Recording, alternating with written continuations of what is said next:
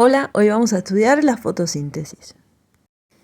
Anteriormente a los experimentos de Van Helmont, se pensaba que, así como los animales obtenían la energía de lo que comían, las plantas la obtenían del suelo. Van Helmont hizo crecer un sauce en una maceta durante 5 años y a la maceta, que tenía un poco de tierra, le fue agregando agua. El sauce fue creciendo y notó en un momento que si bien el sauce había incrementado 74 kilogramos, la maceta solo se había reducido en 57 gramos su tierra. Entonces pensó que la energía la obtenía del agua y no del suelo. En el siglo XVII había habido bastantes descubrimientos acerca de la combustión, los motores, la entropía. Y también se consideraba que todos los seres que respiran, así como una combustión del fuego, como una vela, dañaba el aire, o sea que lo hacía irrespirable. Joseph Priestley observó que ese daño se revertía si en una campana en donde había ardido una vela se añadía una planta, por lo que concluyó que las plantas purifican el aire dañado, por la respiración animal y también por los incendios. Sin embargo, no pudo repetir sus experimentos, no pudo demostrarlos, porque hoy los historiadores creen que movió su equipo de experimentación a un lugar poco iluminado, entonces no observó lo que anteriormente había observado. Más tarde, un médico holandés, Jan Ingenhousz, pudo continuar con las investigaciones de Priestley. Encontró que tal purificación solo era posible en presencia de luz solar. Las plantas, en la oscuridad, así como los animales, también contaminan el aire, decía. Además, solo las partes verdes de las plantas, cuando están iluminadas por la luz, enmiendan el aire. Mientras tanto, Laplace y Lavoisier avanzaban con el entendimiento del metabolismo en la respiración de los animales, algo que era necesario para conocer la fotosíntesis. Ingenhousz continuó con los estudios sobre gases luego de que Lavoisier fue guillotinado en la Revolución Francesa y llegó a la conclusión de que la planta toma dióxido de carbono y libera oxígeno en un proceso que hace que el aire se vuelva a ser respirable.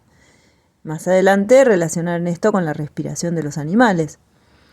Y el proceso de la fotosíntesis mantiene para sí el carbono como alimento. Así concluyeron que no es ni del agua ni del suelo de lo que se alimenta la planta, alimenta entre comillas, sino del carbono del aire. Finalmente fue Nicolas de Saussure quien demostró que volúmenes iguales de dióxido de carbono y de oxígeno se intercambian durante la fotosíntesis y que la planta retiene el carbono, pero que durante la fotosíntesis la planta gana más peso que lo que podría acumularse por el dióxido de carbono solo. La materia ganada por las plantas debido a la fotosíntesis proviene del dióxido de carbono, del agua y en menor medida de los minerales del suelo. Con estos datos pudo presentar la fórmula de la fotosíntesis. Acá tenemos la fórmula y pudo discriminar también que una cosa es la energía que proviene de la luz y otra cosa es la materia que proviene del ambiente de la planta. En 1930, el microbiólogo holandés Van Niel estudió bacterias fotosintéticas que utilizan sulfuro de hidrógeno y obtuvo una ecuación análoga a la de la fotosíntesis de las plantas y de las cianobacterias. Hoy podemos relacionar todos estos descubrimientos con lo que se sabe de la geología y los planetas, porque la atmósfera, como la tenemos hoy día, oxidante, con gran cantidad de oxígeno, resultó ser así gracias a la proliferación de microorganismos fotosintéticos en el pasado. Si no, la atmósfera de la Tierra sería parecida a la de Marte. Entremos ahora en el estudio de la fotosíntesis. La fotosíntesis presenta dos etapas. La etapa lumínica, en donde la luz inicia una secuencia de transporte de electrones que genera un gradiente de protones a partir del cual se sintetiza ATP y NAD. Ocurre en esta etapa liberación de oxígeno. Esta etapa está relacionada con los pigmentos y la antena. Una segunda etapa es la etapa de fijación de carbono, en donde hay utilización de la energía obtenida en la etapa anterior, ATP y NAD, generación de compuestos orgánicos, en donde se sintetizan glucosa, sacarosa, almidón y otros compuestos. Estas etapas ocurren en distintos lugares, en la membrana del tilacoide y en el estroma, respectivamente. Vamos a ver un poco de anatomía del cloroplasto antes de seguir con estas etapas. En primer lugar, debemos decir que las bacterias inventaron la fotosíntesis. Históricamente, las primeras procariotas que hicieron fotosíntesis fueron algo parecido a cianobacterias y hoy nos dejaron los estromatolitos, que son las rocas de carbonato de calcio en donde vivieron. Las cianobacterias de hoy presentan unos repliegues en las membranas plasmáticas, unas invaginaciones, que son similares o análogas a los tilacoides que presentan los cloroplastos. El origen de los cloroplastos es justamente la endosimbiosis de cianobacterias o algo similar que existió en el pasado. Acá vemos un árbol filogenético en donde las flechitas indican los ingresos endosimbióticos.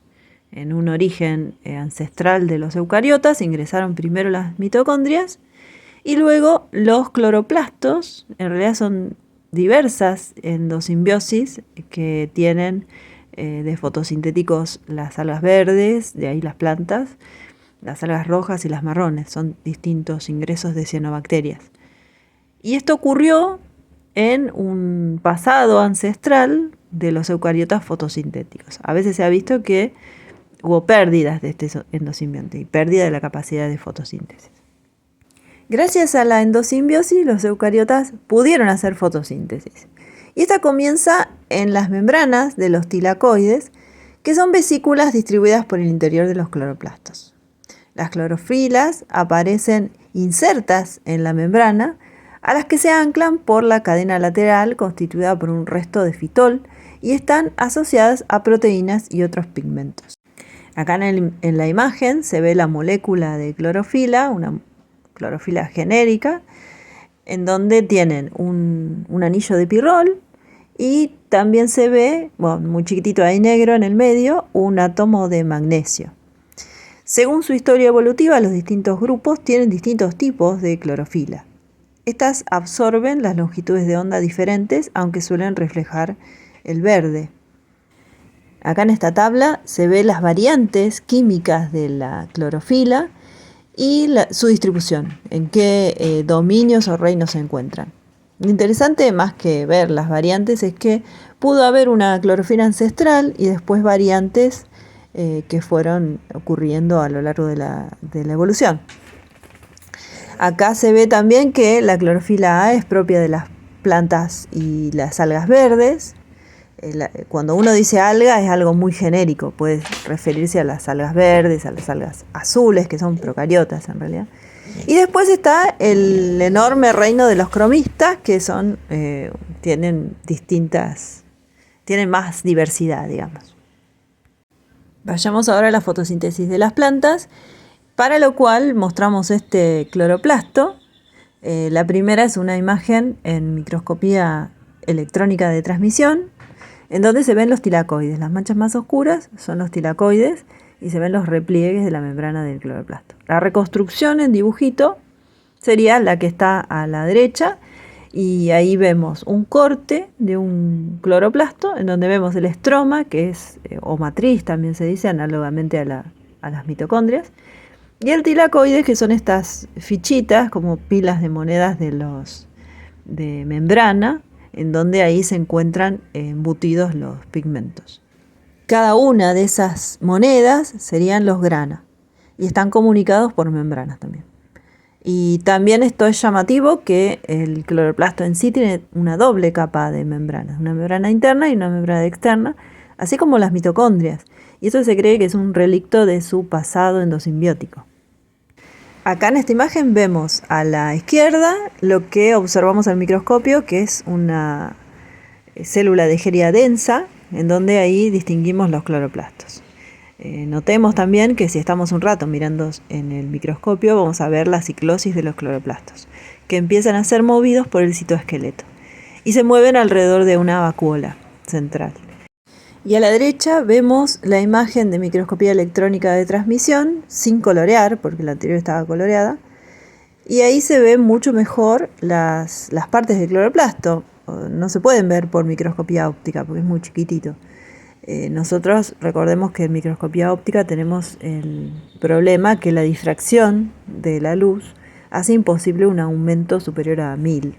Incluso cuando hacemos un aumento de 1000 necesitamos aceite de inmersión. Y si ahora pensamos en el origen ontogénico de los plastos, cómo se desarrollan en la planta, vemos que en los meristemas hay proplastos o proplastidios, que son los cloroplastos inmaduros, que todavía no sintetizaron los pigmentos. Y si seguimos su desarrollo, podemos ver que pueden transformarse en cloroplastos, pueden transformarse en cromoplastos, elaioplastos si conservan aceites, amiloplastos si conservan el almidón, etc. Entonces sabemos ahora que en una célula eucariota los plastos tienen su propia fisión binaria, su propio ADN y su propia historia de vida también. Si una célula de eucariota llega a perder el cloroplasto, no lo puede volver a sintetizar, o el plasto, ¿no? Hagamos otro paréntesis para ver la naturaleza de la luz. Isaac Newton, al observar que la luz blanca se dispersa al atravesar un prisma, y que a la vez, si esos colores dispersados vuelven a atravesar otro prisma, se vuelve a unir, demostró que la luz blanca está compuesta por un espectro que va de lo que vemos nosotros, del rojo al violeta. Newton además creyó que estaba compuesta por corpúsculos. En el siglo XIX, James Maxwell descubrió que la luz visible es solo una pequeña porción del espectro electromagnético. Acá hay un experimento muy sencillo que podemos hacer, que es poner en agua un espejito. Y si estamos a la luz del sol, podemos ver que el reflejo de ese espejito se difracta en los colores del espectro lumínico. Y acá sale un pequeño arco iris. Es lindo de observar. Tenemos que agarrarlo con el papel, ¿no? Ahí se ve más lindo. Luego del descubrimiento de Maxwell del espectro electromagnético, a fines de ese mismo siglo, Heinrich Hertz descubrió el efecto fotoeléctrico. El efecto fotoeléctrico fue explicado por Einstein en 1905 en el modelo corpuscular de la luz. Según este modelo, un haz de luz está compuesto por pequeños paquetes de energía, cuantos o fotones. La energía de un fotón es inversamente proporcional a la longitud de onda. La luz violeta tiene el doble de energía que la luz roja. Necesitamos tanto un modelo ondulatorio como el modelo corpuscular para entender a la luz, porque se desplaza por medio de ondas, esas ondas reflejan o chocan contra una molécula que puede ser un pigmento, y ahí los electrones saltan niveles de energía, saltan cuantos o fotones. Volviendo a la fotosíntesis, para que la energía lumínica pueda ser utilizada por los seres vivos, primero debe ser absorbida, y esto es lo que hacen los pigmentos. Si un pigmento absorbe todas las longitudes de onda del espectro visible, lo veríamos como negro. Dependiendo del patrón o espectro de absorción y lo que refleja, es el color que percibimos. Cuando el pigmento absorbe un fotón, un electrón de la molécula del mismo es lanzado a un nivel energético más alto y alcanza un estado excitado. El estado excitado es inestable, puede mantenerse solo por breves periodos de tiempo. La energía puede emitirse, disiparse como calor o ser utilizada en la reacción fotoquímica. Acá en esta imagen vemos las distintas moléculas de pigmentos, la clorofila A, el beta-caroteno, que son dos vitaminas A unidas, la ficocianina, y tienen algo en común que es los dobles enlaces conjugados. Y eso es lo que justamente le permite a los pigmentos absorber la luz visible. Acá vemos el espectro de absorción de cada uno de los pigmentos. Por un lado tenemos la longitud de onda, los colores representados arriba de la longitud de onda, y los picos representan la absorción. O sea que si nosotros vemos que las clorofilas absorben en el azul y también en el naranja rojo, lo que observamos es lo que refleja, que es lo verde y amarillo. Por eso lo vemos así. Y lo mismo los otros pigmentos. Fíjense que todos estos pigmentos absorben distintas longitudes de onda y dependen de la especie, la proporción de los pigmentos, y todos juntos conforman la antena de los tilacoides. Están embutidos en las membranas de los tilacoides. Habiendo aclarado todas las características de la luz y los pigmentos, volvamos a las etapas de la fotosíntesis. Habíamos dicho que presenta dos etapas. La primera etapa, la etapa lumínica, que ocurre acá en la membrana del tilacoide, donde están esos pigmentos. Ocurre solo en presencia de luz. Implica dos fotosistemas. En presencia de luz, el fotosistema 2 lanza electrones energizándolos cuesta arriba. Estos electrones son reemplazados por electrones de moléculas de agua que al escindirse liberan oxígeno. Y ese es el oxígeno que libera la fotosíntesis. Luego, los electrones van cuesta abajo a lo largo de una cadena de transporte de electrones, al fotosistema 1. Y de este, cuesta abajo al NADP, que se reduce formando NADPH. Como resultado de este proceso, se produce ATP a través de un mecanismo quimiosintético. La energía lumínica se transforma en energía química que se almacena en enlaces de ATP y NADPH. Veamos esto en detalle. Y todo esto ocurre embutido en las membranas de los tilacoides. Acá en esta imagen se ven cómo están conformados los granos, dónde están los fotosistemas 1 y 2 y dónde está la ATP sintetasa. Esto va a ser importante para comprender la acumulación de hidrógenos que vemos a posteriori.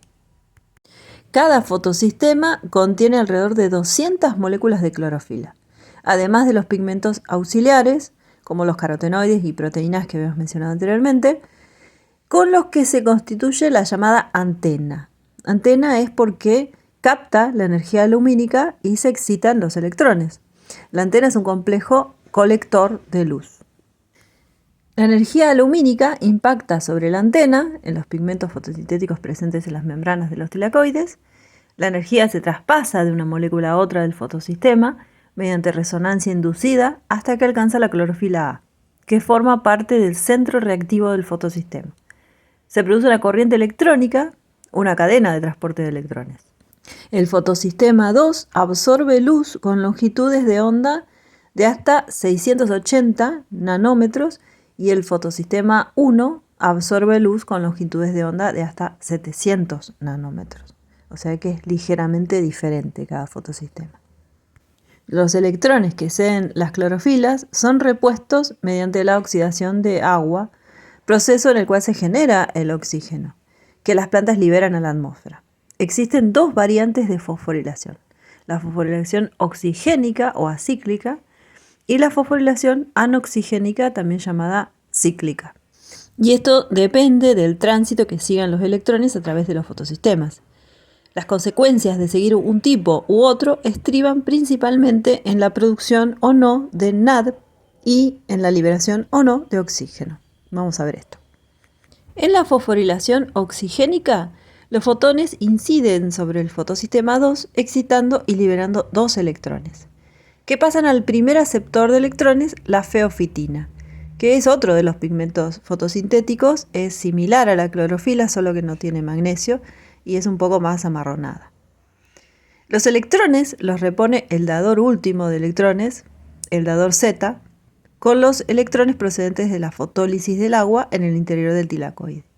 La molécula de agua se divide en dos hidrógenos, dos electrones sueltos y un oxígeno. Los protones de la fotosíntesis se acumulan en el interior del tilacoide y el oxígeno es liberado al formar la molécula de oxígeno, o sea, oxígeno 2. Los electrones de los citocromos pasan a la plastocianina, que los cede a su vez al fotosistema 1. Con la energía de la luz, los electrones son de nuevo liberados y captados por el aceptor A0. De ahí pasan a través de una serie de filoquinonas hasta llegar a la ferredoxina. Esta molécula los cede a la enzima NADP reductasa, que capta también dos protones del estroma. Con los dos protones y los dos electrones reduce NADP en NADPH y hidrógeno protónico suelto. Todas estas moléculas que estamos nombrando son, recordemos, las que están embutidas en los fotosistemas, en la antena, en las membranas de los tilacoides. El balance final de este proceso es, por cada molécula de agua y por cada 4 fotones, se forman media molécula de oxígeno, 1.3 moléculas de ATP y un NADPH más un protón. Veamos qué pasa ahora en la fosforilación anoxigénica. En la fase luminosa o fotoquímica anoxigénica interviene únicamente el fotosistema 1, generando un flujo o ciclo de electrones que en cada vuelta da lugar a la síntesis de ATP. Al no intervenir el fotosistema 2, no hay fotólisis del agua y por ende no se produce la reducción de NAD ni se desprende oxígeno. Por eso es anoxigénica. Únicamente se obtiene ATP. Esta fase subsana el déficit de ATP obtenido en la fase oxigénica.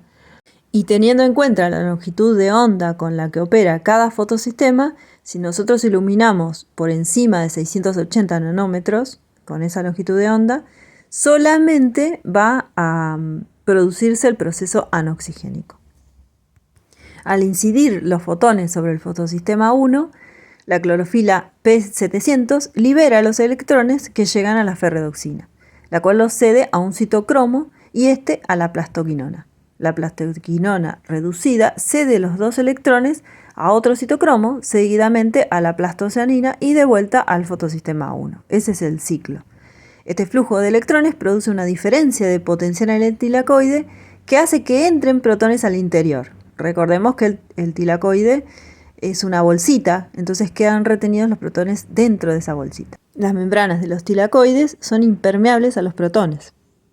Y acá esto es análogo a lo que produce en la mitocondria la acumulación de protones que queda dentro de entre medio de las membranas, porque esa acumulación sería como una acumulación energética o de concentración de protones que hace que se disparen por fuera hacia el estroma y lo hacen por medio de una ATP sintetasa.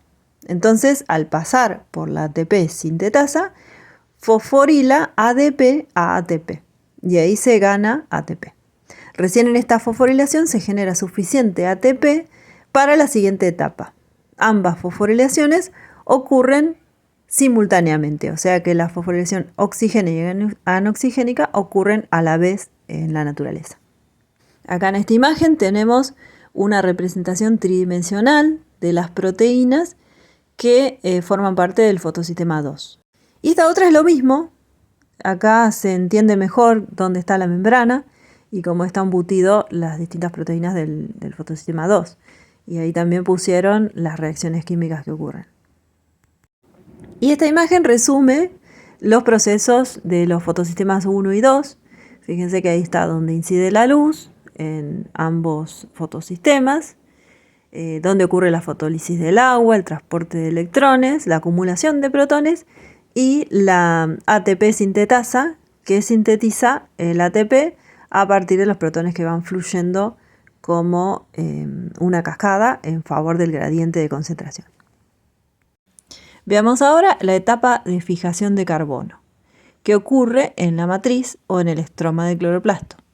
Ya no decimos etapa oscura porque se sabe que algunas de las reacciones son reguladas indirectamente por la luz. La energía obtenida de la etapa lumínica, tanto el ATP como el NADPH, que son ahora energía química en esas moléculas, es utilizada en la síntesis de materia orgánica a partir de sustancias inorgánicas. Se emplea dióxido de carbono como fuente de carbono, nitratos y nitritos como fuente de nitrógeno y sulfato como fuente de azufre. Como resultado del proceso de fijación de carbono, se forma un esqueleto de carbono a partir del cual pueden construirse una variedad de moléculas orgánicas. El carbono está disponible para las células fotosintéticas en forma de dióxido de carbono. Las algas no tienen mucho problema para conseguirlo porque lo obtienen directamente del dióxido de carbono disuelto en el agua circundante. En las plantas, el dióxido de carbono del aire llega a las células fotosintéticas a través de aperturas especializadas en las hojas y en los tallos verdes llamadas estomas. Acá se ve un estoma que es regulado por la fisiología de la planta de acuerdo a la cantidad de agua que ésta tiene. Veamos la vía de los 3 carbonos, el ciclo de Calvin. La reducción o fijación de carbono ocurre en el estroma en forma cíclica. El ciclo de Calvin, llamado así por su descubridor, el químico estadounidense Melvin Calvin, es análogo al ciclo de Krebs, en el sentido en que cada vuelta del ciclo se regenera el mismo compuesto inicial, un azúcar de 5 carbonos con 2 fosfatos unidos, la ribulosa bifosfato. El ciclo comienza cuando el dióxido de carbono se une a la ribulosa bifosfato, que luego se cinde y forma 2 moléculas de fosfoglicerato. Cada molécula de fosfoglicerato contiene 3 átomos de carbono. De ahí proviene el nombre del ciclo, la vía de los 3 carbonos. La enzima que cataliza esta reacción clave es denominada rubisco. Representa más del 25% de las proteínas totales del cloroplasto. Se considera que la rubisco es la proteína más abundante del mundo. En el ciclo de Calvin, cada paso es catalizado por una enzima específica. Cada vuelta completa del ciclo ingresa una molécula de dióxido de carbono que reacciona con la molécula de ribulosa bifosfato, lo cual da lugar a 2 compuestos de 3 carbonos cada uno. Luego, estos se reducen a merced de la oxidación del NADPH y finalmente se regenera la molécula de ribulosa bifosfato. 3 vueltas del ciclo introducen 3 moléculas de dióxido de carbono, el equivalente de un azúcar de 3 carbonos, y producen una molécula de gliceraldehído fosfato, que es el producto inmediato del ciclo de Calvin. Son necesarias 6 revoluciones del ciclo con la introducción de 6 moléculas de dióxido de carbono para producir el equivalente de un azúcar de 6 carbonos como la glucosa. Las 6 revoluciones del ciclo producen 2 moléculas de gliceraldehído fosfato que a continuación pueden reaccionar produciendo una molécula de un azúcar de 6 carbonos. La energía del ATP y el NADPH obtenidos en la fase luminosa también puede llevar a cabo la reducción de iones nitrato que están disueltos en el suelo, obteniendo así síntesis de compuestos orgánicos nitrogenados. Primero, los iones nitratos se reducen a iones nitrito por la enzima nitrato reductasa, requiriéndose el consumo de NADPH. Más tarde, los nitritos se reducen a amoníaco gracias nuevamente a la enzima nitrato reductasa y volviéndose a gastar NADPH. Finalmente, el amoníaco obtenido, que es tóxico, es captado con rapidez por el ácido alfa-cetoglutárico, originándose el ácido glutámico. La reacción es catalizada por la enzima glutamato sintetasa, a partir del cual los átomos de nitrógeno pueden pasar en forma de grupo amino a otros cetoácidos y producir nuevos aminoácidos. Algunas bacterias pertenecientes a los géneros Azotobacter, Clostridium y Rhizobium y determinadas cianobacterias como Anabaena y Nostoc tienen la capacidad de aprovechar el nitrógeno atmosférico, transformando las moléculas de este elemento químico en amoníaco mediante el proceso de fijación de nitrógeno. Es por eso que muchos de estos organismos, que reciben el nombre de fijadores de nitrógeno en general, suelen encontrarse en los suelos y ser simbiontes de algunas plantas. Nosotros los vamos a ver en una práctica de laboratorio que les dejo el video a continuación. Además del nitrógeno, es importante para la síntesis de proteínas el azufre. Recordemos que hay aminoácidos que llevan azufre, incluso hay proteínas que tienen puentes de azufre que unen su conformación tridimensional.